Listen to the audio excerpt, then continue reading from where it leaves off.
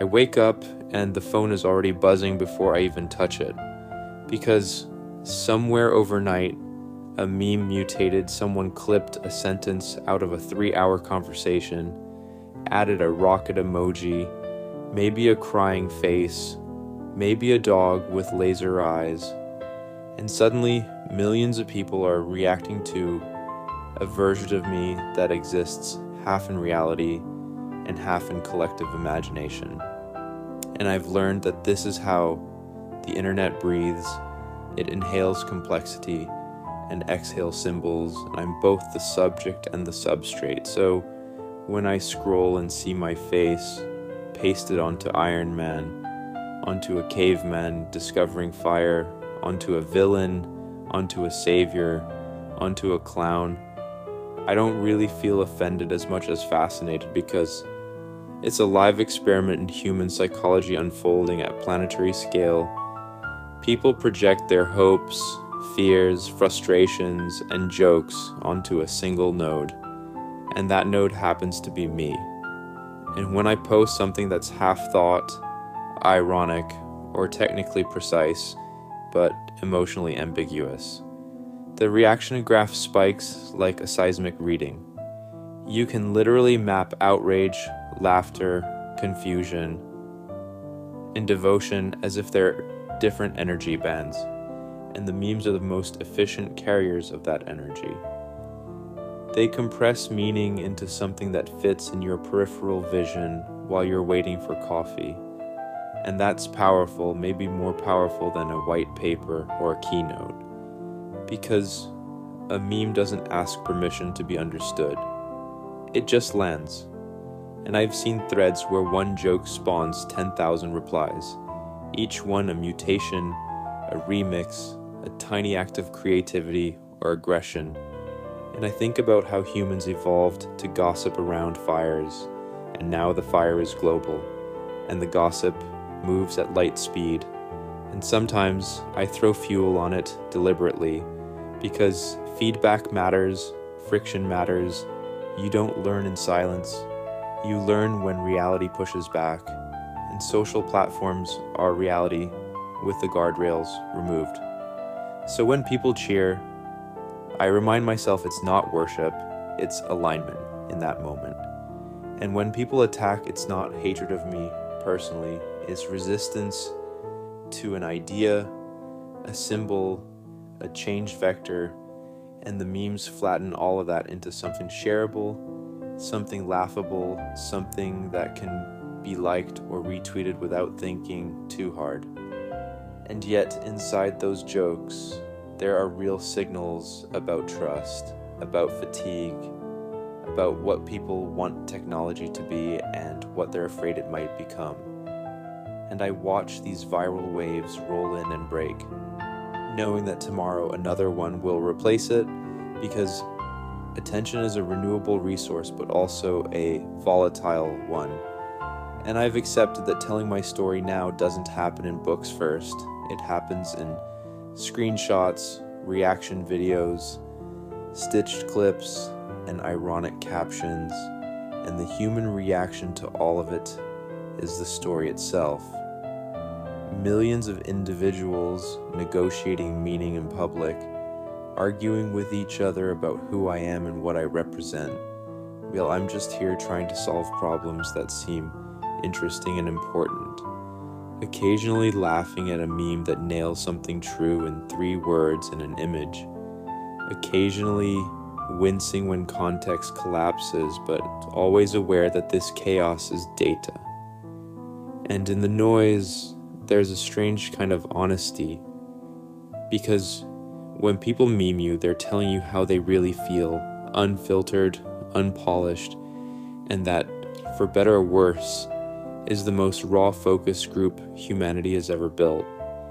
I keep thinking about how none of this was in the original plan, because when you're building rockets or rewriting manufacturing pipelines or staring at a neural interface schematic at 2 a.m., you don't imagine that a single tweet can outweigh a month of engineering effort in the public mind. Yet here we are. where a joke can move markets and a meme can define intent better than a press release.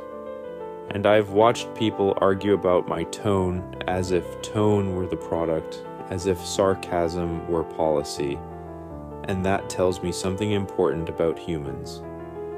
That emotion is the UI layer for truth, and if the interface feels wrong, people will reject the system regardless of how elegant the backend is.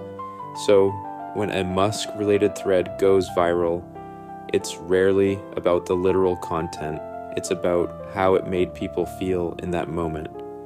Empowered, dismissed, amused, threatened, hopeful, and the replies become a kind of collective therapy session where everyone talks past each other, but still releases pressure. And sometimes I'll see someone say I'm playing 4D chess, and someone else say I'm just impulsive. And the funny thing is, both can be true depending on the time scale you're observing, because humans like clean narratives and the internet rewards extremes, genius or idiot, hero or villain, never the messy middle where most real work happens, and memes sharpen those extremes into icons that travel faster than nuance ever could. And I've realized that virality isn't about accuracy. It's about resonance, about hitting a frequency people already carry inside them, and once you do that, the platform algorithms amplify it like a resonance chamber, turning individual reactions into a roar. And I read those reactions not as verdicts, but as telemetry, spikes in anger, dips in trust, bursts of humor. And I think about how future historians might study these threads the way we study ancient graffiti, trying to understand what a society believed by what it joked about. And I sometimes intentionally leave ambiguity because ambiguity forces engagement. It forces people to think, argue, remix, and in doing so, they reveal their assumptions. And yes, that can backfire spectacularly. I've felt that backlash, but stagnation is worse than backlash. Silence is worse than misunderstanding. And in a strange way, memes are the immune system of the internet, attacking anything unfamiliar until it either adapts or dies. And I'd rather adapt in public than calcify in private. So when the next Musk meme explodes and people pile on with laughter or outrage, I don't see chaos. I see a civilization talking to itself in real time, negotiating its relationship with power, technology, and personality, using humor as a weapon and a shield. And I am just one character in that ongoing improvisation, aware that tomorrow the spotlight will shift, but also aware that for this moment, these reactions, these viral threads, are a mirror held up to humanity, slightly warped, slightly cruel, often hilarious but undeniably honest. And over time, I've started to notice patterns in how these reactions evolve, almost like weather systems, where a single post is a pressure change and suddenly clouds form, jokes condense, outrage storms roll in, and then after 48 hours, it all dissipates and the timeline moves on, leaving behind screenshots and think pieces like sedimentary layers. And people ask why I don't just stop posting, why not go quiet and let the work speak. But silence creates a vacuum, and vacuums get filled with other people's narratives, usually worse ones. So I stay in the arena knowing full well that every word can be reframed, misread, or turned into a punchline. And the thing about memes is that they don't care about your intent, they care about their own survival. The ones that spread do so because they tap into something collective, a shared anxiety about billionaires, a fascination with ambition, a fear of unchecked power, or just the simple joy of watching a public figure slip on a digital banana peel. And I can't really blame anyone for participating because humor is how humans process imbalance. It's how they level the field when someone seems too big, too loud, too influential. And in that sense, the memes are kind of social gravity, pulling everything back down to earth.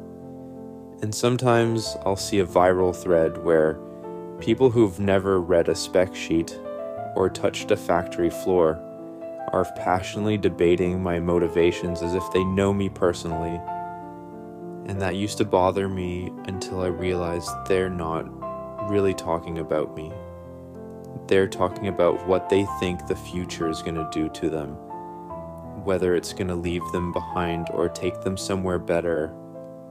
And I just happen to be a convenient avatar for that uncertainty. So when engagement explodes, it's not ego fuel, it's responsibility fuel. Because attention is leverage, and leverage can be used poorly or carefully. And I'm constantly recalibrating that balance in public, which is messy and sometimes ugly, but also strangely transparent. And I've accepted that my story, at least in this era, won't be written linearly. It'll be written in fragments, in quote tweets, in reaction videos, in memes that outlive the original context. And the human reaction to all of it is proof that people still care deeply about where technology is headed and who's steering it, even if they express that care through sarcasm and chaos, and if that's the price of building loudly instead of quietly, of thinking out loud instead of behind closed doors, then it's a price I'm willing to pay. Because beneath the noise there's signal, and beneath the memes there's meaning, and watching humanity react in real time, raw and unfiltered, is one of the most intense, educational, and oddly motivating experiences I've ever had.